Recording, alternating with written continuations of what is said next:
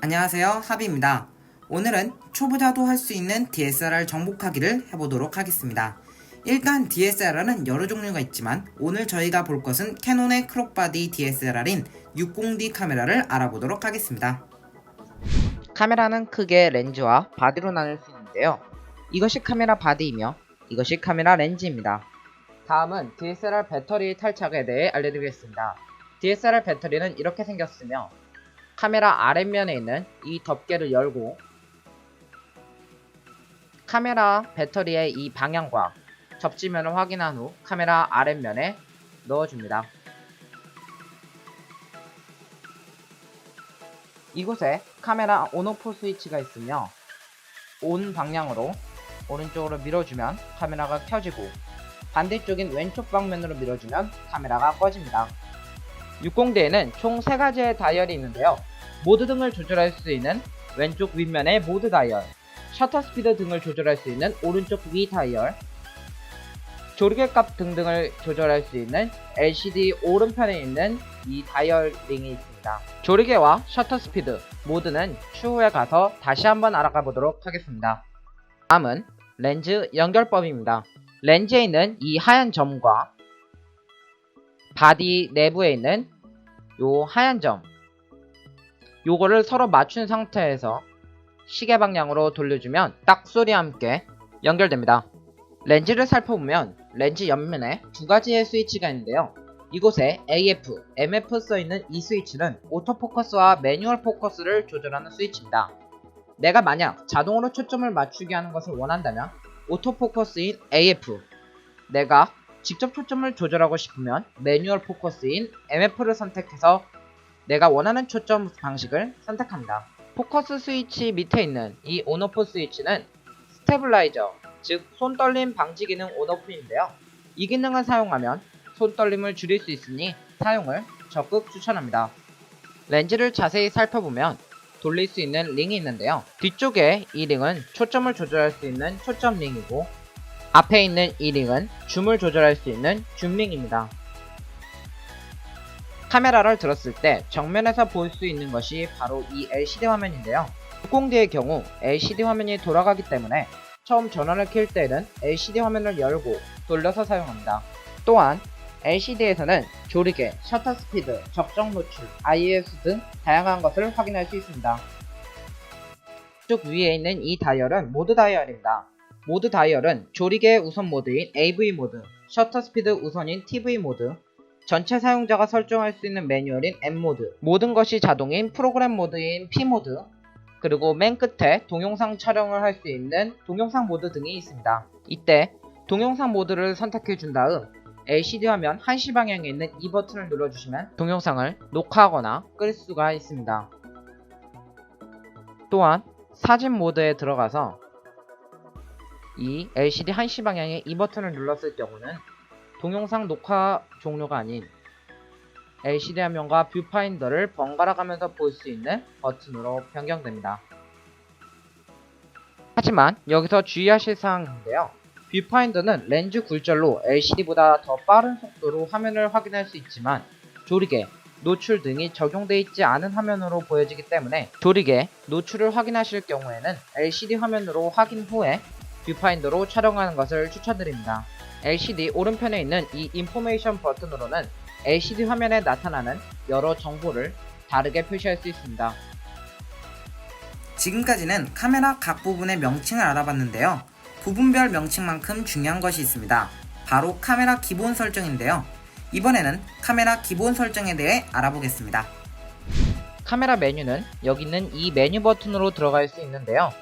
이 메뉴는 아까 본 이 다이얼링 안에 이 버튼으로 조작하실 수 있습니다. 카메라 설정 맨 왼쪽에 가장 위에 있는 이 화질 설정에서 화질을 변경해 주실 수 있는데요. 색 보정 등 후반 작업을 하지 않는 이상 용량이 큰 로우로 찍지 마시고 현재 보이는 이 화면처럼 설정을 완료해 주세요.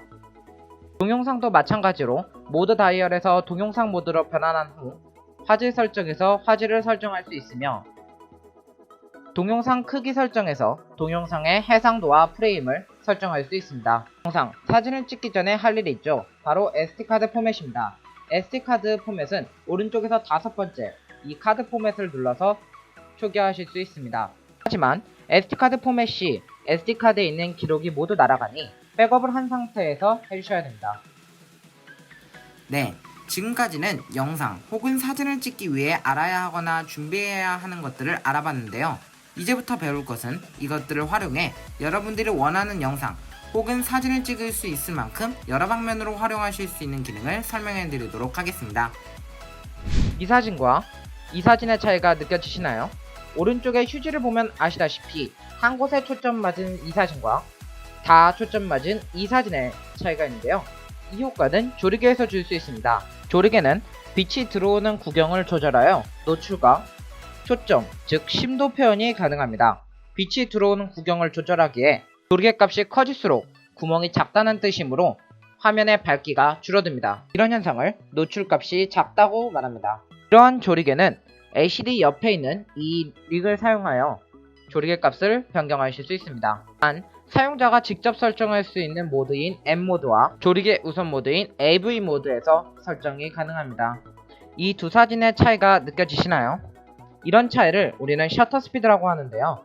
셔터 스피드는 셔터가 열렸다 닫히는 시간으로서 값이 클수록 오래 열려있기에 빛이 많이 들어오고 값이 작을수록 빛이 덜 들어와서 노출 값이 작아집니다. 또한 셔터 스피드 값이 클 경우 움직이는 물체의 잔상이 더 많이 보인다는 특징이 있습니다. 셔터 스피드는 오른쪽 위 이 다이얼에서 조작하실 수 있습니다. 셔터 스피드도 조리개와 마찬가지로 LCD 화면에서 값을 확인하실 수 있습니다. 또한 수동 설정인 M모드와 셔터 스피드 우선 모드인 TV 모드에서 설정이 가능합니다. 조리개와 셔터 스피드를 아무리 설정해도 내가 원하는 화면 밝기가 나오지 않는다고요?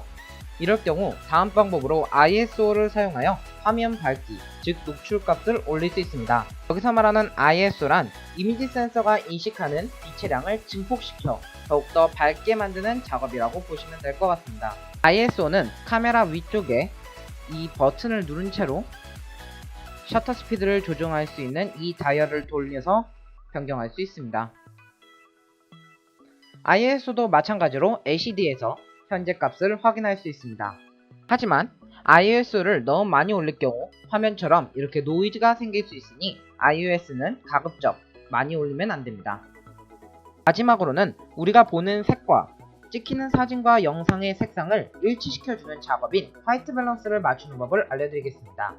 일단 화이트 밸런스를 맞추는 방법은 여러가지가 있는데요. 위와 같이 흰색이 꽉 찬 화면을 사진으로 찍고 설정해서 커스텀 화이트 밸런스에 들어가 방금 찍은 하얀색 사진을 화이트 밸런스로 저장해줍니다.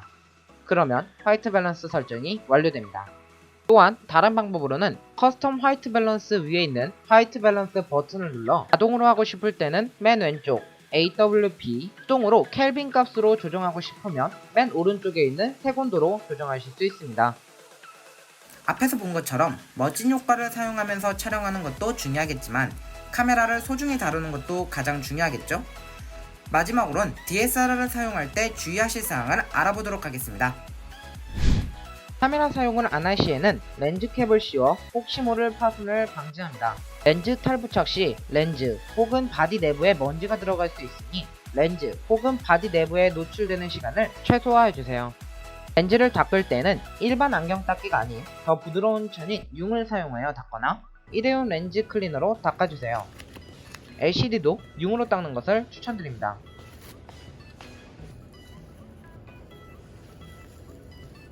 마지막으론 SD카드에 잠금 버튼이 있는 경우 잠금으로 설정되어 촬영이 안 될 수 있으니 SD카드를 끼우기 전 잠금 상태인지 한번 확인 후 끼워주시는 것을 추천드립니다.